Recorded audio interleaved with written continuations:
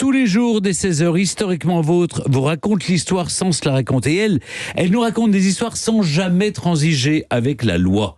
C'est Clémentine Portier-Kaltenbach, tu parles. Et Clémentine, ça n'est pas son cas, vous nous racontez Georges Cassidet Jr., qui était le fournisseur d'alcool attitré du Congrès en pleine prohibition. Alors là, vous me coupez la chic, Stéphane. Oui, Je m'attendais à ce que vous disiez, elle raconte des histoires qui donnent soif, par exemple, un truc comme ça. Mais oui, vous avez raison, finalement, ce sont des histoires qui sont très politiquement correctes. Il s'agit de respecter la loi. Et vous savez qu'au lendemain de la guerre, la Première Guerre mondiale, on est en pleine prohibition, donc on n'a pas le droit de consommer d'alcool.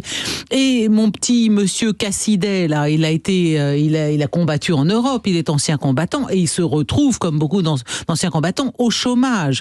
Il vient d'une famille méthodiste, c'est-à-dire vraiment une branche du protestantisme assez austère.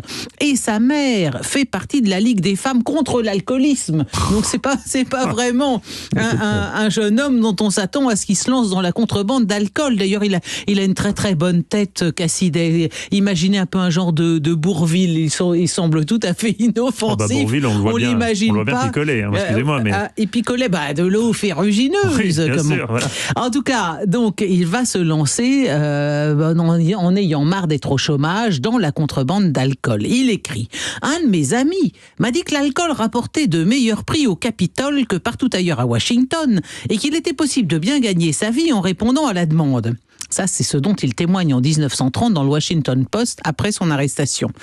Dans les articles dont il a été l'auteur, Cassidet, il a raconté que ses deux premiers clients avaient été deux membres du Congrès originaires du sud des États-Unis.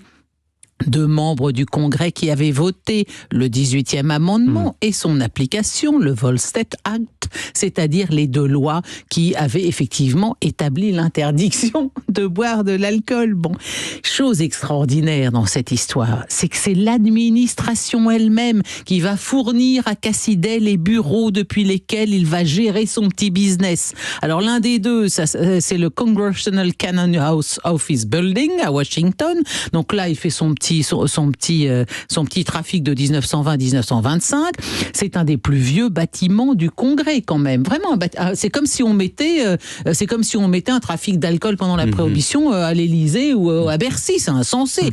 Alors là, il est arrêté une première fois en 25 et puis de 25 à 1930, il opère à partir du Russell Office Building. Ça, c'est un bâtiment qui dépend du Sénat. Eh ben, voyons. Alors, après sa deuxième arrestation en février 1930, Cassidet s'est retiré des affaires et il s'est mis à écrire des articles pour le Washington Post dont il a eu la première page quand même à 6 reprises. Il y dénonçait la parfaite hypocrisie du Sénat, car pendant toutes ces années de contrebande, il avait rencontré la plupart des membres du Congrès. Il écrit « Je dirais que 4 sénateurs et membres du Congrès sur 5 consomment de l'alcool, soit à leur bureau, soit chez eux. » Alors, les sénateurs apparemment faisaient quand même un petit peu plus attention que les membres du Congrès. Ils se cachaient davantage. Cassidet, dans ses articles, en appelait au jugement du grand public. Qui est le plus coupable ? Celui qui prend des risques ou celui qui fait voter une loi coercitive qu'il ne respecte pas, qui boit de l'alcool chez lui ou au Congrès, hein ? Bon, écoutez, on ne peut qu'être d'accord avec Cassidet.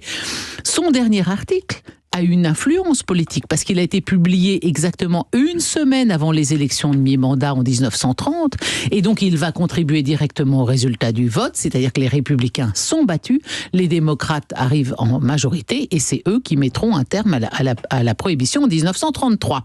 Après son arrestation en 1930, Cassidet a été condamné quand même à 18 mois de prison, mais il n'y a pas passé une nuit ni passé que ses journées.